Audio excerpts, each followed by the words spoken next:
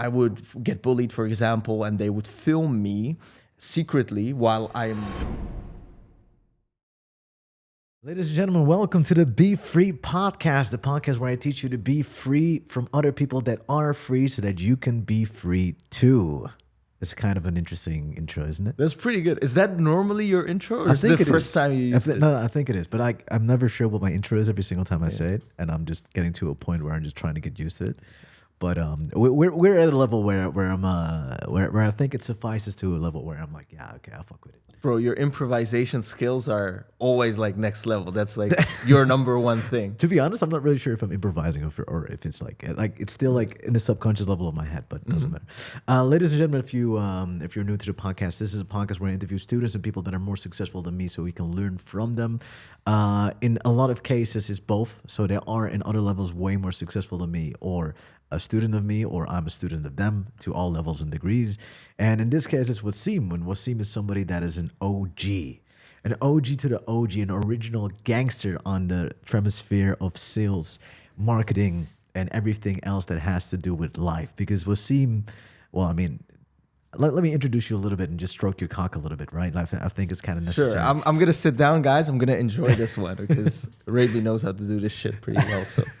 So let me just enjoy this. Let me see. I met you a couple of years ago, around like 4 or 5, I feel like. At some point, we were even business partners. At some point, you worked with me on the original course that I had. You started as just a random guy that I met at an event. Yeah. And then eventually you bought my course, got introduced to it. You worked your way up into working with me.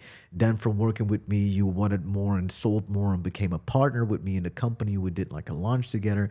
Afterwards, I quit the Dutch market. You went on your own rogue into becoming an international sales marketeer, course seller, coach. You've done that successfully too. And it all started from you being a refugee out of Lebanon. Did that like that little short intro suffice, or? I love it. We could go with it. Okay, we can go with it. Right now, the one thing that really Appreciate interests me, bro, like the how you've come up and how you've come to the place that you are now. You have like a multiple 6-figure business, going towards the 7 figures. Hopefully, inshallah. Like I hope for you that the coaching business will go as well as it did for me and my other students, and hopefully you will teach a lot more people the right way of doing sales, which we'll get into. We have so much stuff to talk about. By the way, we're in a studio in Istanbul. The reason why, I'll just let you fill in for yourself, but let me just start all the way back, right? Wassim, successful entrepreneur right now with a little bit of a funny taste of humor. But back in the day, you were just a kid in Lebanon with a dream. How did that start? Yeah, so actually, just to make it clear, I am not a refugee myself, as in, like, for example, Sayed's story, he was actually smuggled and he had like this crazy, insane past, right? If you haven't checked the podcast of Sayed, we have 2 already out. The third one will come up later, or if it's already out, you can watch it on the podcast channel. All right. Yeah, Sayed is next level, guys. But my father was actually the refugee. So basically, he was born in Lebanon. There was war there. He was part of the military, and it was just too much. So he had to flee at one point. So he fled by foot, boat, everything, like the typical refugee story that you can think of. He ended up in the Netherlands, and ever since I was born in the Netherlands, I had this very, very big feeling of obligation of having to make something of my life. It's been a blessing. Wait, sorry to interrupt. Yeah. Maybe I've misinterpreted this in the last couple of times we spoke, but I thought you lived in Lebanon and then you went to Holland yourself. Yeah, of course. At one point that happened. So okay. I'll rephrase. I'm sorry. So I was born in the Netherlands. Big feeling of like responsibility and duty to make something of my life. Why? Because every single year we would go to Lebanon to visit there. I'd see my family. I'd see how they're living. I'd see the poverty. I'd see the lack of opportunities that the people had there. And then we'd go back to the Netherlands, and I'm in the Netherlands and I'm like, dude, this is insane. Like the amount of opportunities that there are here compared to there, it's insane. So I had to make something. What kind of difference in opportunities did you see? If you had to compare it, as like, how old were you then? I When you went saw every this? single year to Lebanon. But like at the moment you were like conscious enough to see the differences. I think around 11 years old, because that's when we started like living there actually. So at the age of 11, Yeah. my parents decide, okay, we're going to return to Lebanon because that's where they're from. So we returned back to Lebanon. Quick question. What was the reason? Because the thing is, if you're Yeah. saying that there's a lot of opportunity in Holland, Yeah. why did your parents decide, fuck this shit, we're just gonna go back to Lebanon? If it's such a poverty, like it's a country full of They're poverty very stuff. simple. For them, it's more than just about the money. Like, obviously, their family's there. That's where they're from. They have been for a very long time outside of their home country. So at one point, as human beings, like it's not just all about the money. Money is very important for survival, to get your basics covered and everything like that.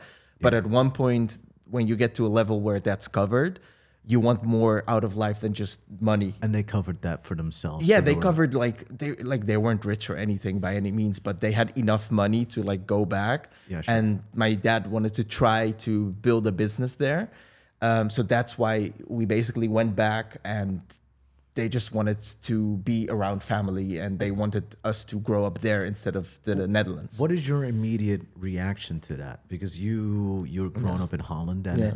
I have spoken to a lot of Lebanese people. Yeah. Next to you, I know how much they love their own country and how beautiful it is, how beautiful and warm the people are. I've met a lot of Lebanese people. They're the most favorite people I've ever met. But what is your reaction to that? Because, okay, you're seeing a lot of opportunities that are there in Holland, but you decide, well, you don't really decide because you're 11 or 12, but you also go back to Lebanon. So what is your gut telling you? What's going on there? There was a lot of confusion in the beginning. When I heard from my parents that we're going back to Lebanon when I was 11 years old, I first didn't believe it. But at one point it was like, well, okay, I guess this is going to happen. I got afraid because I grew up in the Netherlands, and that, like, I built my life there, you know, like I don't really speak the Arabic language at that point properly. I spoke Dutch. I had my Dutch friends and everything like that. So on one end, it was a little bit confusing, but on the other end, I was also quite happy because I was bullied a lot in the Netherlands because of my weight. You're fat or Yeah, I was obese, but that was just like the outside superficial thing. Like, I mean, I grew up in a very, very ghetto place in the Netherlands. Yeah, sure. And it was very bad. Like, I would get bullied, for example, and they would film me secretly while I'm dancing, because they'd make me dance. They'd make me dance, and then they'd film me secretly, and they'd put it on YouTube. And then that shit would go viral across that's great, the though. whole fucking neighborhood, bro. Everywhere I walked, I was like the guy that was dancing like stupid motherfucker in the neighborhood. And were you a good dancer though? Just no, bro, I had to not do even. some stupid shit. Like I got like bullied around and stuff like that. I don't know why they did that, but I guess that's where my journey started in terms of being interested in persuasion, influence psychology. Because when we went to Lebanon at the age of 11, it was such a culture shock, because I went from one like type of living where they were teaching us how to put a condom on a fake dildo pretty much at school. Yeah, sure. And then you go to Lebanon. I was put in a religious school where the boys and the girls were separate. So I was like, wow, this is so different. And then I didn't get bullied in Lebanon. I was actually... A bully yourself? No, not at all. Not at all. I don't But know, because the thing is, they usually say that hurt people, right? You were hurt back in the day, and you think that mainly because of that, I don't know, I'm just making depreciations now, but you go back to a country where you feel more stronger, more conscious about a lot of things. Yeah. So you'd usually say, hey, maybe now I can use my persuasion into making other people dance for viral YouTube videos. yeah, so the bullying other people because being bullied, that happened in the Netherlands before I went to Lebanon.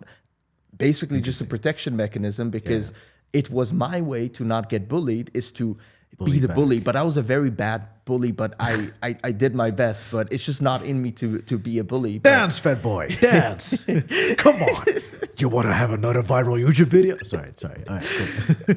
yeah, so that was in the Netherlands. To protect myself from being bullied, I tried to bully like when I was 10, 11, stuff like that. But as soon as we went back to Lebanon, none of that was part of it, because I got so much love there, because I was like this kid that was from the Netherlands, and everyone wanted to know my story. It was like, what the fuck are you doing here? Everyone here is trying to escape Lebanon, and you came back to fucking Lebanon. What are you doing here? Like, they thought it was so weird. Cool kid. Yeah, I was like the cool kid, but they also thought it was weird as fuck. Like, what the fuck are you doing here? Right? It doesn't make sense. Is that also the reason why you were like, wait a minute? What the fuck am I doing here? Yeah. It started to get to you. You're like, wait a minute, what the fuck? Exactly. And then the thoughts started going like, what the hell am I doing here? And I'm like, but I was going with it, and the culture was so different. Everyone was treating me so different. And so I started really getting into this. Did you become a Muslim yourself? Or... to start off with that, like, my parents, they are not Muslims. They are Druze. So... Sorry, what? Druze. Not Jews. Maybe it sounds like that because of this bass microphone. No, Druze. It's Druze. Druze. Yeah. What's a Druze? I went back to Lebanon recently, a couple months ago, mainly to see the engagement of my little sister, who's actually engaged to one of our students from QSA. No way. Yeah. That's really really interesting, right? So I went to watch that. But QSA is his coaching platform. Quantum Sales Academy. It's just an abbreviation. I went to check that out, and I also went to go to a couple of temples and stuff like that to study the Druze religion. Yeah, I studied a bit, very interesting. I think there's a lot of beauty in religion, but at the same time, I think that because of these structured belief systems that they have in religion, you kind of limit your own control of thinking. So basically, I'd like to think for myself, or at least as much as possible. But with religion, I felt a little bit restricted to do that. So anyway, my parents are Druze, not necessarily practicing that much. So it's kind of like Islam, but not 100% like it. What a great explanation. If you want me to explain it, I can, but I don't think I'm going to do it, because I haven't studied it to the point where I feel like I am educated enough on it to speak about it. So I would just say, if you want to know about it, just look it up. All right, so just Google it. Yeah. So all right, let's forget about the Druze for a second and just go back into your story. So so you weren't necessarily an Islamic Muslim. It was all around you, but the one thing that was mainly on your attention is the fact that, hey, I'm a cool kid, and the reason I'm a cool kid is that everybody tells me, like, what the fuck am I doing here? Yeah. And you decided, yeah, what the fuck am I doing here? Yeah. And then you were like, let me just go to the land of opportunity. Yeah, so when I was old enough to basically move out by myself, I did my first sales pitch, and which was to my parents. And I was like at the age of 15, and I asked them to get me back to the Netherlands, because I had a Dutch passport because I was born there, right? I hear what you mean, yeah. So I was like, okay, I want to go back to the Netherlands. And I was able to convince them to go back to the Netherlands.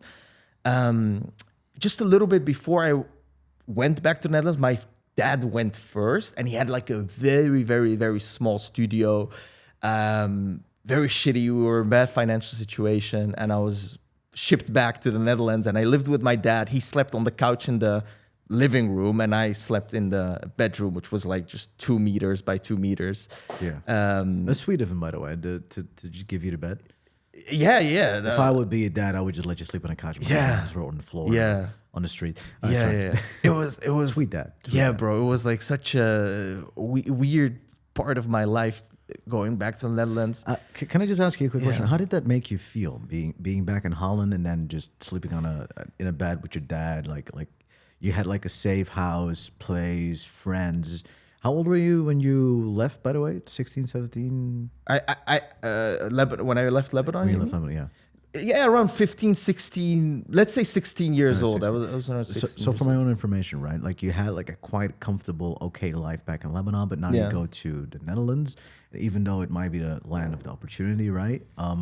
Somehow it didn't feel like that, or like how did you feel being there in that room? So it was very interesting. So guys, like, you're watching this, probably you're here for a reason. I believe there's a lot of shit that happens in life. It's so unexplainable. We try to put our head to it rationally, but we just can't explain it. And we were talking about this before the podcast, Rabin and I. And this was one of those things that in Lebanon, I got extremely addicted to video games because I was trying to suppress my emotions. I was just feeling like I wanted a creative outlet, but I couldn't do that. I couldn't realize my full potential there.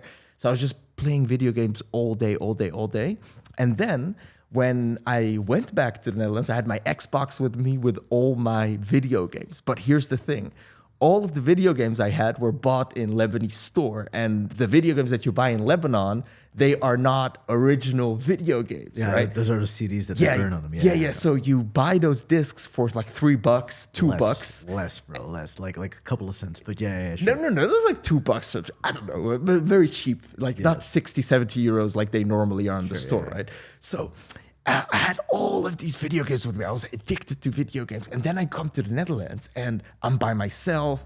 I'm a Lebanese dude with like a Lebanese tag on my suitcase. And they decided to search my suitcase when I was about to enter the Netherlands and see my dad, he was picking me up from the airport. They get my suitcase and they find all the CDs. Well, I didn't think it would be that big of an issue, but they start like checking it, testing it with a special guy. And then they find out that they're not original. So what do? They take everything Wait, really? away. Yeah. Because you had like illegal games. Yeah, they were illegal, right? I was just a kid. Dude, the police has nothing better to do than just to pick on a little kid. They were just doing their job. But anyway, it was a really good thing because since they took away all my video games, that meant that I couldn't play video games anymore. Yeah. So my only vice that I had, because I didn't take any drugs or drink alcohol or whatever by that time, like I didn't do anything like that. So video games was my thing, right? And that was taken away from me. So that sucked. But looking back at it now, it's like been a blessing that happened, because if that didn't happen, I would have been playing video games all day. And that's where like my life changed when I went back to the Netherlands. You were asking me, how do I feel? I felt very uncomfortable. I had a lot of acne. By this time, I was extremely skinny, not fat anymore, but I was extremely skinny. I was just very insecure. Plus, I didn't speak the Dutch language anymore. It was still in my subconscious, but I didn't speak it anymore. So for 3-4 months, I was using Google Translate to go around because I forgot the language because I didn't speak it for 5 years, I had zero friends, nothing. I didn't talk Which to is my old something friends. interesting because eventually you start making money with the Dutch language, right? Yeah, eventually I learned the Dutch language again because it was in my subconscious. And plus I put in a lot of effort to take extra classes at school to learn it again. And at one point, like my Dutch became really good again. So at what point do you realize that sales is your ticket to freedom? Okay, so here's what happened. Very insecure guy. I was in ITs. I studied IT in Lebanon, programming, because I was like a video game guy. I studied IT, so you can already like put the image in front of you how I was as a person back in the days. A huge nerd. Yeah, pretty much. And that's what I did. At one point, I was walking through the streets in the city center of Rotterdam, and I got spoken to by a dude that was selling newspapers. So he spoke to me. He was like, okay, here's a newspaper. He was just doing his thing, doing his pitch. And I looked at him. I was 17 years old. I'm like, bro, like, I don't read the newspapers. I'm like 17 years old. So thank you. I'm not interested. And he was like, okay, no problem. But can I ask you a question? He was like, yeah. I was like, do you have a job? I said, yeah, but I don't really like it that much. I was like, yeah, cool. We're actually looking to recruit more people right now in our company to sell newspapers like I'm doing right now because we need more people in the team. I looked at him. I was like, in my head, I was like, bro, what the fuck are you talking about? I couldn't imagine doing it because I was already afraid speaking to him on the street, right? And he wants me to basically speak to random strangers on the street, approach them, trying to sell newspaper subscription, blah, blah. I was like so afraid of doing it, but he was good at what he was doing. So he was able to convince me to at least go to the office to like check it out, have a little interview, blah, blah, blah. Yeah, sure. So I went to the office and I was seeing the vibe there. People were like playing pool. They were laughing, joking. And it wasn't like a normal job environment, where it was like strict and all this kind of stuff. Yeah. Because that's just not my thing. They were like laughing, fun, jokes. What kind of job did you have before that? Like, what was the job that you were doing? I was doing an internship at basically IT store where we fixed laptops, stuff like that. At the same time, I was also doing Domino's Pizza delivery driving. I was also working at Jumbo, basically which is a supermarket in the Netherlands. And also, I did as a freelancer, like, excuse me, as a volunteer, I did refereeing. So like football, like Dude, you did like 16 different things at the same time. I was just trying so many different things, and that's like one thing I want to encourage people to do, because you have to try a lot of things to know what you don't like, to be able to find out what you like. So 90% of the things you did, you didn't like. No, but I was just experimenting, right? Yeah, sure, okay. And then I started doing sales. Why? Because I went there, the vibe was nice, all this kind of stuff. And one dude walked in, and he had like 15 sales in that one day when he walked in. Yeah, of the newspaper. Which is like just a manager type of guy, right? He probably make like $1,000+ then. I don't know.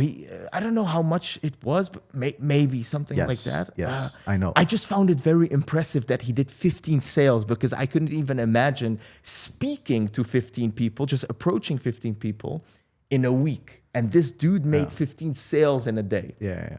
So I was like mind blown. I was like, okay, I have to learn this. I have to get into this stuff.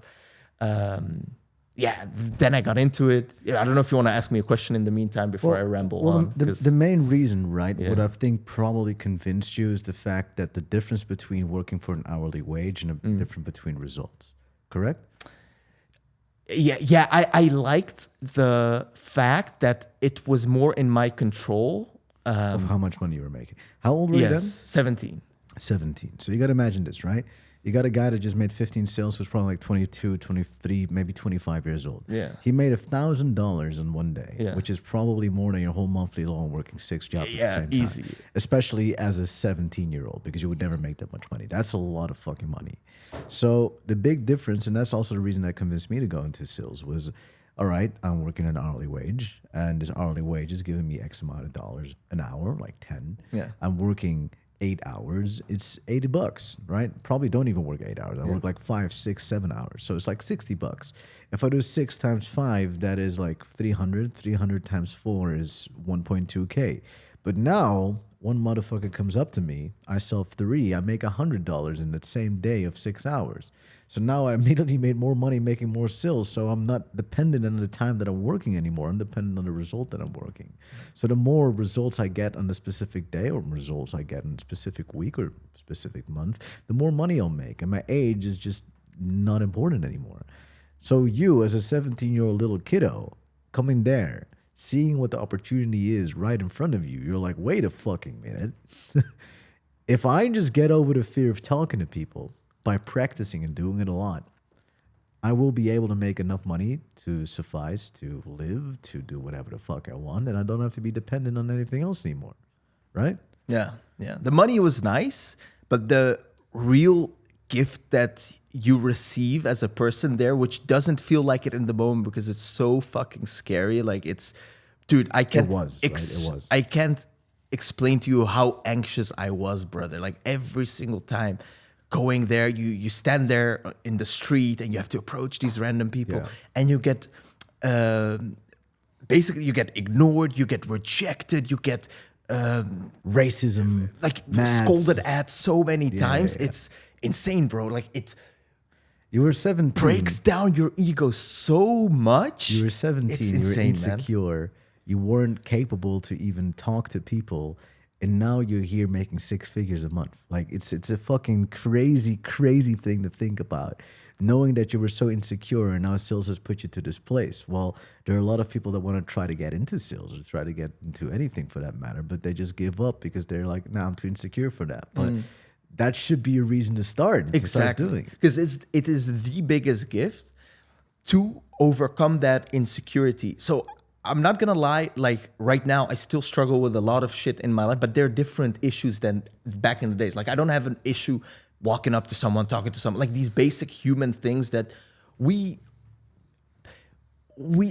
are made to communicate and connect with each other. Correct. And love each other. Correct. But we have unlearned those things because of today's societal standards and how the schools are making us grow up to basically be part of a system to just be a slave and work for a normal company.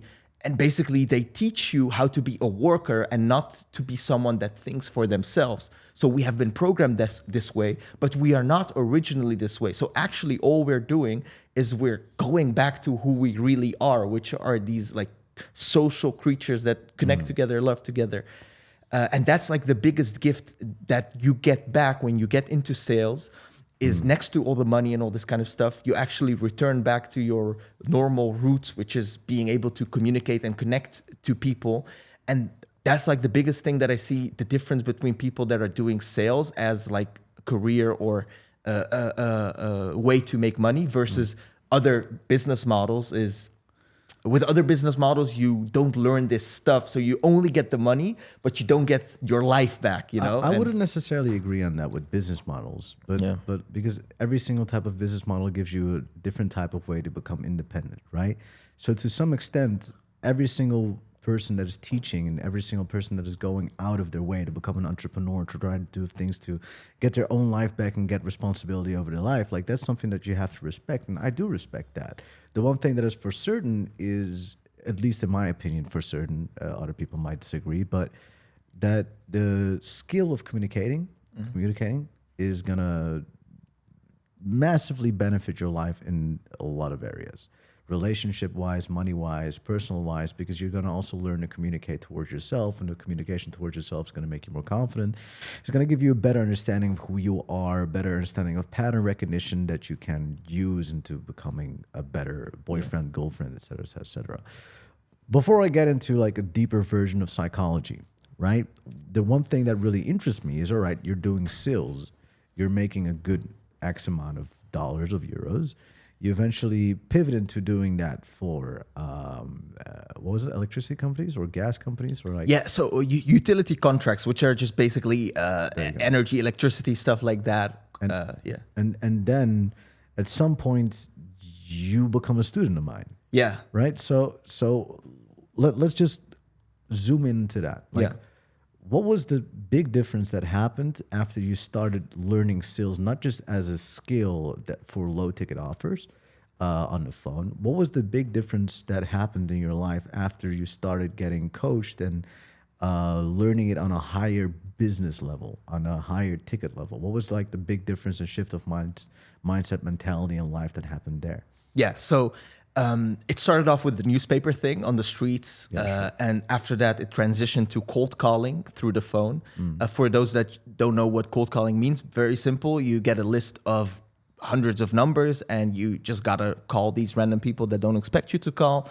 Then you call them and you see if you can sell them the product. In my case, it would be like a different utility contract for their housing. So that was what I was doing. Basically, still a lot of rejection, all this kind of stuff. But the benefit of that compared to the previous one was I could do it location independently. I prefer to do it at the office because I still was in a learning phase, and the office helped me a lot with being surrounded with other people and stuff. Sure. It was still a good, like, very, very nice transition in my sales career because it taught me a lot, like transitioning to that. But it still didn't give me the fulfillment. Why? Because I was selling something that wasn't necessarily changing someone's life that much. Like, basically, I was just making them save $100 or $200 a year on their bill, which is cool. And you were making $100 to $200 per sale too, right? Yeah, something like that, like a commission basically per sale. Sure. Yeah. So I was helping them like save some money, but it's like not like life changing or anything. Like, I'm not really contributing to society and changing the fucking world or doing anything like that, right? No. It was just basically doing it to improve my skill of sales, communication, and making money, and that's pretty much it. And at one point, I wanted to go further. I didn't know what high ticket sales was by this time, by the way. So I wanted to like grow and do something more of my life. So I was going to these seminars, like self-development seminars and events and stuff like that.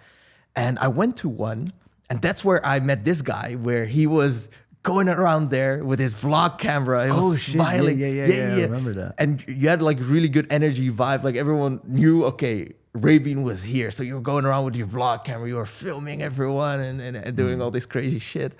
And I was like, okay, cool. This is a very interesting guy. So I think we just spoke to each other. We connected. I took your IG. And at one point you held a training. So I just attended it. And that's where I heard about high ticket sales for the first time. I didn't know about it before, which is, well, probably you know if you're watching this, but if you don't know, it's doing calls for companies that actually provide some fucking genuine value to the world instead of just some. Well, I mean that is just one bracket of high ticket sales. You could do in essence, high everything. ticket sales is just basically selling products that have a higher profit margin. Sure. So you get more commission and doing that on a monthly basis, right? But the benefit of that is plus warm. That would be warm. Yeah. Sure. So well, you don't necessarily have to, but usually the way that I teach it and still in teaching is that it's usually warmer leads because they're more high ticket and you need more interest. You cannot just cold call somebody for a product of tens of thousands of dollars, right?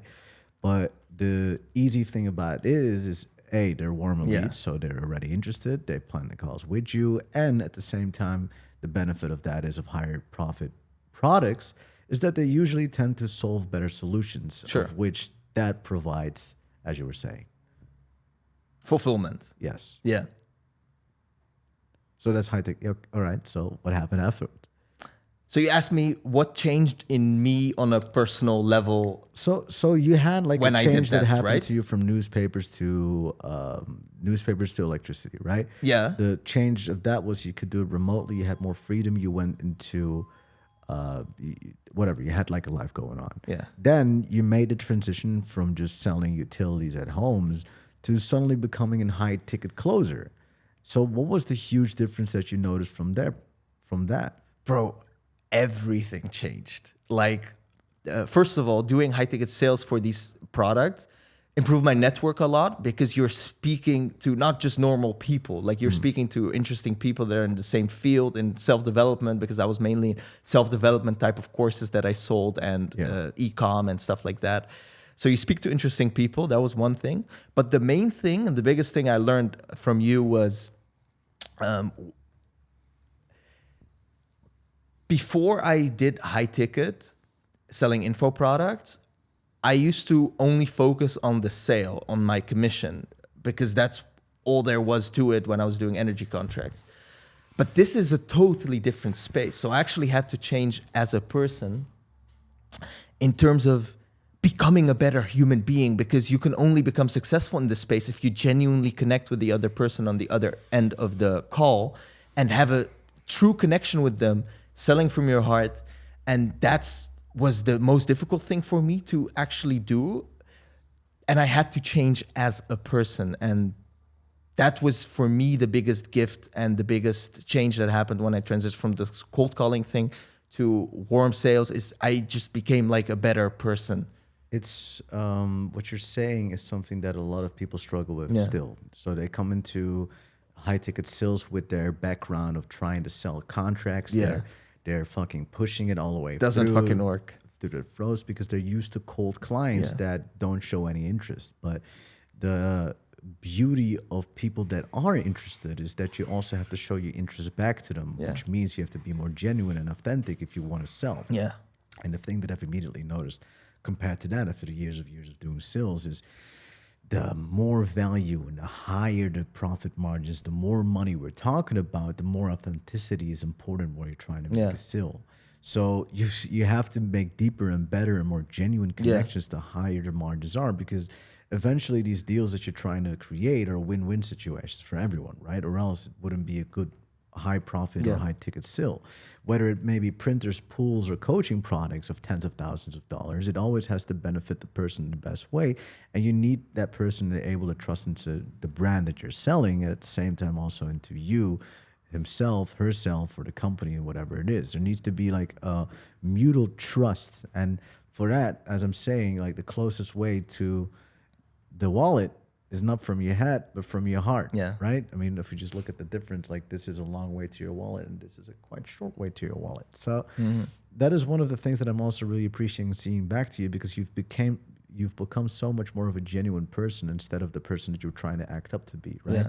Blonde hair, going around screaming to everybody that you're the best salesman out there, trying to just extract from everyone. And the one thing that I've noticed that you shifted on into a lot is that you've become much more of a giving person. You're out there just giving towards anyone. Now let me just take care of this, or let me just take care of that. One of the things that I also, back in the day when we started to do sales, and you could really see a difference between you as a closer and the other closers, was, all right, you're performing, you're doing well, you're like one of the highest people that are performing in the company, right? But every single time you would come up to me, you would ask for more, which is not really the best thing to do. You've learned from that. I'm not saying that to attack you right now. I'm just saying because I've seen what kind of difference it is between now.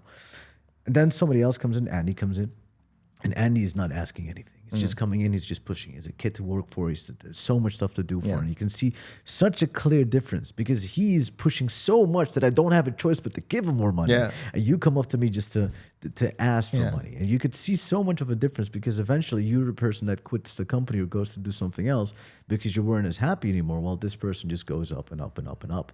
And that's also something that I want to give into all the people that are listening is if you have your heart in the right place and you're always out there to give as much as you can get, the people won't have a choice than to just give you back, right? Instead of being extracting. And I can see after the years, because it's like 3 years ago now, how much you've changed into being more giving and trying to give as much as you can towards other people. And as you may also see, a lot of amazing and good stuff is coming back to you just because of that. Yeah. It was mainly functioning from a survival state because going back to the story, like at the end of the day, I'm just a kid that came from Lebanon to the Netherlands to make something of himself, to be able to provide for his family in the Netherlands and back in Lebanon.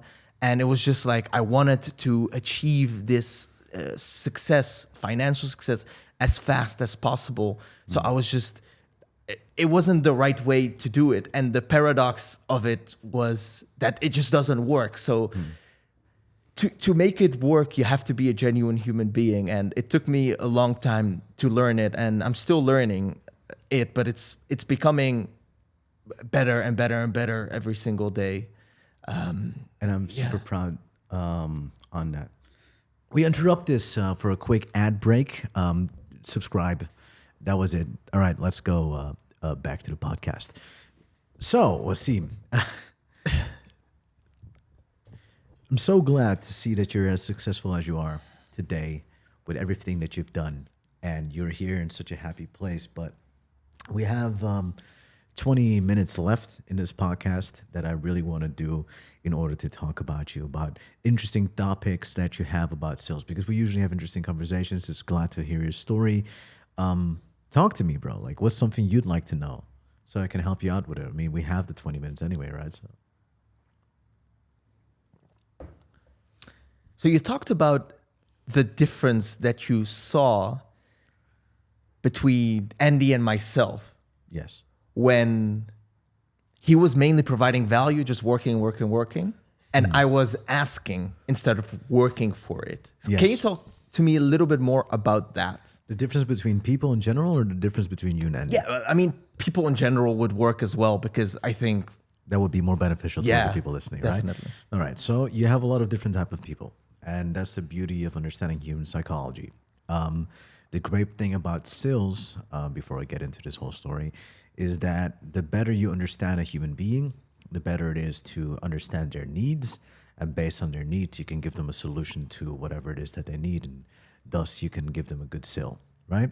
So you become a better salesperson, closer. You can become a better manipulator, whatever you want to call it, just based off understanding your client, the opposite side of the story, the best way possible. So this also makes you a great leader, a great entrepreneur, and a great team manager because you have a better understanding of how everyone works. So based off of that, I could already make like a little profile of how you as a person are compared to how Andy as a person is. You are very pain driven. So if you have, and this is something that I've noticed immediately, if something gets taken away from you, you start running harder. If there's a fire under your skin, you start working more for it, correct? Well, I'm also like that. So when we have pain to fight for, we will do the same thing.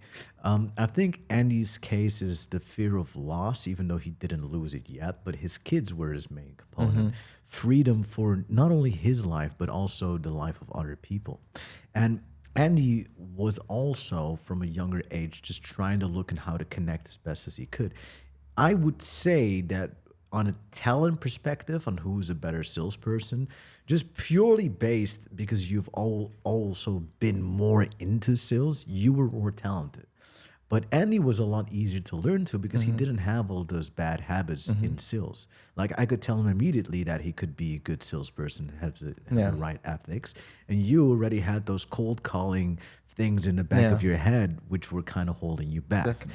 So when you're very pain driven because you come from a country like Lebanon, you're always here and left and your Xbox games get taken away. That is parts of an irrational trauma that you have in the back of your head, which is if I don't ask for it, I won't get it, right? This is something that is in your subconsciousness. So that's something that you keep on constantly doing. Andy, on the other hand, he knew, yo, I am trusting in whatever is happening here. I will work for this person. And all my vision is and my goal is set to be is I want to work so hard that this man has no choice than to partner up with me and make me a partial owner of the company. That was his vision. And that was something that I truly appreciated of him doing in the same in the way that he was doing it. And that's also the way that any person that's ever been into a better position has worked his way into it. When I was working at the sales company that I worked for, I was already acting like a team captain before I got the job. I was already acting like the manager because I bit my tongue. Before I was a manager, I was already acting like the unit manager or like the regional manager. I was already taking those responsibilities on me without people asking it of me. And that's how I enrolled into those jobs because I was giving as much value as I could.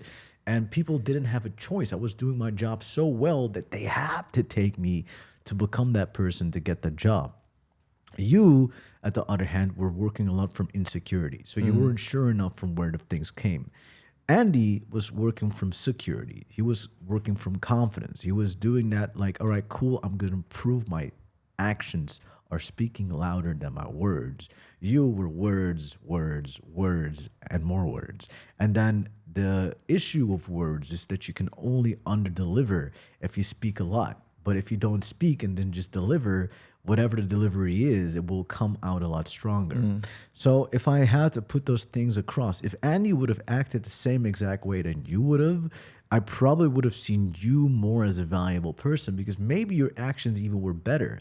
But because you used your words too much, it devaluated the actions you actually put onto that. And that's like some advice that I would give to anyone.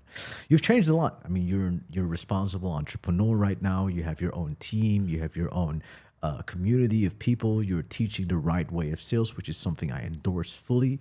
Like I respect every single person that is teaching people to break free and doing it from the right place and the right time and the right thing in their hearts, right? That's why I have you on the podcast. Heck, if you don't want to have coaching with me or don't want to do like, please go to Wassim, go to any of my students because I know you guys are teaching the right way of doing it, right? The only thing that I have to say is like, go for it. And I'm so proud to see at what point in your life you're standing right now, just based of always just following the way you've been working for a long way. Yet, ergo, things could always be a lot better if you just go back to the first set of now. So sure, let's look at, cool, I want to scale this to $1 million business every month, right? Which is a possible thing that you can do. You have to go back and think, what can I do to do that today? What can I do to make that stuff today? What can I do differently? How would I act differently? What are the things that I have to think about differently? What are the patterns that I have to change and interrupt and break and make myself into this $1 million a month person? Because right now you're a 6-figure person. But in order to become a million person, you got to change a lot of behaviors that you have right now. And the question is how would I want to feel being that 7-figure Wassim? What are my feelings at that point? And how can I be sure that I have those feelings towards myself? It's that little piece of consciousness that you have to give yourself on how you're looking as a person from that point on. And then if you start acting like that, you will become it. I acted like the manager, I became the manager, right?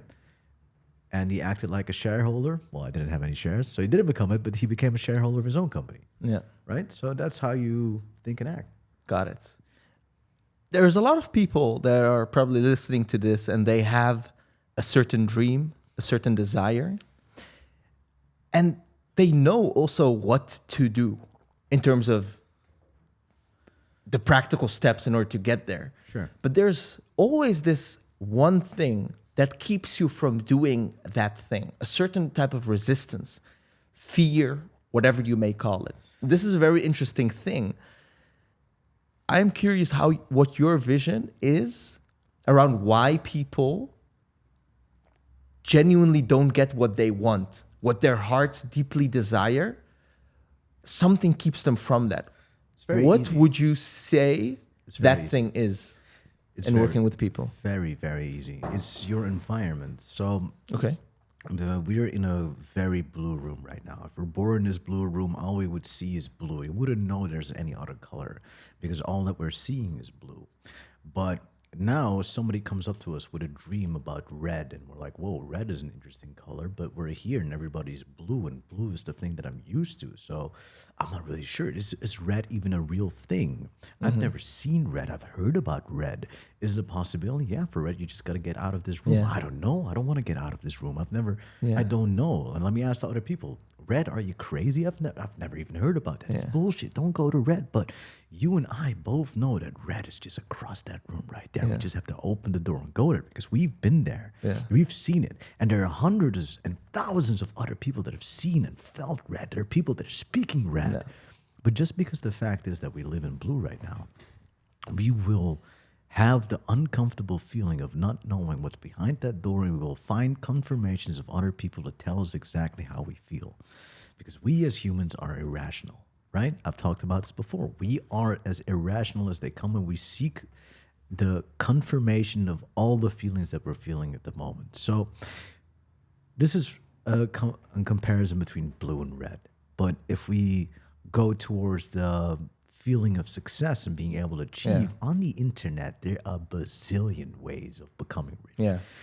Listen, you can do it with sales, you can do it with dropshipping, you can do it to start your own business selling fucking dildos. Nobody fucking cares. That's true. I know a dude. I went to an ayahuasca ceremony recently. Brother, I met a guy, the very spiritual guy, like very, very, very cool guy. His name is Roberto. And that's how it's pronounced because he's like Spanish, real Spanish. Very good, cool guy. And he became insanely wealthy selling exactly that, like dildos and products in that space and stuff. Like, it's insane, bro. There are a lot of people that do that because sex sells, but like different story, right? My point is this: we as persons, we look, instead of making hypotheses and looking for what is something that is confirming that and what is something that's evidence against it, we constantly are just looking to confirm the feeling that we have towards things. So the reason why you won't become successful is because you're only looking and you only have people around you that confirm your fears as much as they can. So when you want to become successful, you have not felt success. You have not seen success, but you've seen success on the internet. You've seen that people have done it before you. So you can look for ways to confirm that it is true, that it's possible to get that success, even though it is dildos or whatever it is that it might be, right? Yeah. So what you have to do is you got to look for evidence that that disapproves the fact that your life is the best way that you have to live, and you have to go look for things that prove you that doing things differently will get you to the end of the tunnel. So sure, if you're gonna hang out with your friends that have never done sales, that have maybe done sales once, have given up, if you go to these people that have started an entrepreneurship and failed miserably because they're just fucking lazy fucks, instead of going and looking for people that can confirm that it's actually possible, of course you want to make it. Right? Yeah. The thing that's holding you back is fear, but it's not only your own fear, it's the fear of other people. It's the crabs that you have around you, right? You know, if you have a bucket of crabs, you put them all around them. One crab tries to crawl up, and all the other crabs just try to pull it down because they all think they're supposed to be in the bucket. And if the crab just tries to go up and up and up and up, they fucking pull him down and they pull up their legs, and then they try to kill the crab if he still tries to move. That's what happens to us. We don't even know why we pull each other down. We're just afraid, and we don't want to give other people the feeling that they might do something that hurts them. We don't mean it in a way where we're trying to like, oh, you don't become successful. No, we're just trying to save you. But the issue is that it's just a projection of the fears that other people have instilled, and we don't even know why we're that afraid because we haven't tried ourselves. Yeah. In order to become successful, you just have to try, and you have to try to find reasons on why it can work instead of reasons why it cannot. Yeah. And if you have enough reasons on, wait, actually, this seems possible. Fuck it, I'm just going to risk it. And what's the last thing that I have to lose? You might be surprised by the end result. Yeah, bro. Like, it is so insane to actually thinking about it right now, like how much environment benefits or breaks us down. And the thing is, one destructive habit that I have is when I get like into a downward spiral, I totally isolate myself and I don't speak to anyone, which makes it even worse and worse and worse. And this is one of my negative patterns that I get into. But like whenever I'm in a good environment, I realize, bro, like I grow so much out of that. Like when I started doing, the thing is, when I'm alone, yeah, I get so uplifted to do the most out of my life because part of your environment is yourself. So the issue is not that you're alone. The issue is that the person you are when you're alone is not yet the person that you're supposed to be. That is not that person that is uplifting you. Sure, it helps. Like go around people all of the time that are so much seeking forward of success that even the person that you are alone becomes one of those. But inside of you is still a person that is very fearful. So what you have to do is surround yourself with so much confidence. Surround yourself with so much people that the only thing that they think about is success is like the sense of fear is non-existent. Yeah. Because what will happen is you will become one of them. So when you're alone, you're talking to yourself. It's like, what the fuck is this bullshit? Get the fuck out of my face. You punch yourself in the face because you think this is not you. And you have to identify yourself with a winner like that. Got it. You are a winner like that. So that's what I mean. Like when you're alone, you should be very happy. Sure, isolate yourself because you know that the person that you are with is going to just uplift you and put you in a place where you need to be. Don't you think isolating yourself for too long can start becoming destructive at one point because we are social creatures by nature, meant to be and connect together? Yes and no. So I isolate myself once in a while. Yeah, that's great because you need to put your thoughts together. You need to dive into yourself. But if you do that for too long, like, don't you think that can have negative, destructive effects? Anything can have any effect based on how you approach it, right? You can, olives are a very positive and healthy thing, but you can fucking choke and die on olives, right? Water hydrates you, but if you drink too much, you get water poisoning. Yeah. So to an extent, everything is good and bad for you. Sure. But it just depends on how you approach it. So if you diagnose yourself with a specific problem, then you have to find the best solution for that, right? And if you feel like something is just negatively impacting you, then you have to just look for a solution for that. Well, if you immediately, with thinking rationally and consciously, know that putting yourself in an isolated position is not going to benefit you, then don't be fucking stupid, Wassim. Yeah. Look for people that are further than you and will help you uplift your mood and to get you to a place where you want to be. It's not rocket science. Yeah. It's very simple, especially for a person with the position that you're in right now. Like, you're far beyond most of the people that you have. You're far beyond the 99.999%. You're already making a good sum of money. You've already developed yourself to a very specific state of where you're at. You should be easily able to snap out of it, find the right people, and do whatever the fucking takes, right? Yeah. Yeah.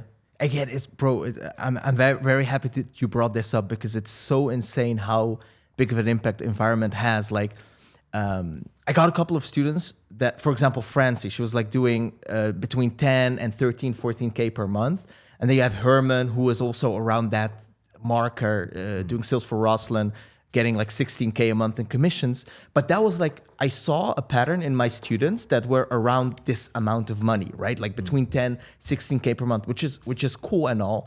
But that's what they were seeing with each other. So they were confirming to each other that that's like the possibility. And then we have one of someone else of our students, Suf. We got him a position with Samuel Anuha. You probably know him, like very successful e-com guy, and we provide a closer for him.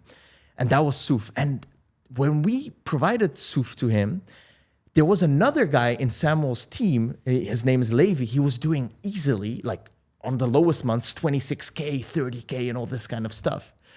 And purely from being in that environment, Suf, who had literally $500 on his account, I shit you not, $500. This guy was dead broke just because he was in a sales team with another guy that was doing 26K, 30K per month, all this kind of stuff. Bro, he made 26K as a closer there just by being in the environment, like not necessarily by being a better closer or anything than Francie and Herman, but just by being in that environment. And there's a lot of factors to that. It's like just because he saw it and he believed that it's possible and he was surrounded by that. Like I was talking to that guy all the time. There are two things, right? So, like who you copy, you become. If I hang around with Elon Musk every single day of my life, right? If I hang around with Jeff Bezos, if I'm not a billionaire by the end of a month, I'd be surprised. Right? Because you breathe the same air as a fucking billionaire, and you start to think the same type of way. So back in the day, when I was working as a newspaper salesman, I thought 10 sales in a day is fucking hard until I started hanging around with people that did that on a daily. And I did not even see it was possible. I saw what they did, and then my whole mental shifted. It's like the 4-minute mile. Nobody believed it was possible to run a mile in 4 minutes. Until one person did it, and from that point on, everybody did it. It was seeing what our human abilities are capable of and seeing how real that person is, seeing what he's doing. He's not wearing different shoes. He's not wearing a different T-shirt. He doesn't have a different body type than I have. And before you know it, you see what is possible, and because of that, you grow towards that. So yes, a fucking bimbo can make $26,000 a month if they just see if it's possible. And that's my point. If you see your whole room being blue and you've heard about something red existing, you won't believe it as much as going towards the red itself and feeling it. The second you feel it, you're like, oh, wow, it is possible. And then you start doing it yourself. It's from both sides. Like if you have a bunch of healthy apples in a basket and there's one unhealthy apple, all the other apples start being infected by that as well. Correct. But also the same thing, if you have candles, one candle is lit up and the other ones aren't. If the candles that aren't lit up get close to the one that is lit up, they start lighting up as well. So you get infected by your environment. This is just like a universal law with animals, with plants, with anything that happens. Like, Wassim, I'd love to talk 2 more hours with you, but you have to go to your girlfriend in the hospital. So please do. I really appreciate your time and being here with me to do this podcast. I hope we've inspired a lot of people at home to watch this podcast and to become maybe a closer and to do anything that you'd like. If you'd like to check out more of Wassim, links and his Instagram and YouTube, whatever it is that you use, is in the description. If you'd like to learn high-ticket sales by someone else than Wassim, I mean, you're on my channel. So click also on the link down below from whichever suits you best. Ladies and gentlemen, thank you so much for watching, listening, subscribing, and liking. And Wassim, thank you so much for coming along here in Istanbul to have this conversation with you, my man. Appreciate you, brother. Keep doing you.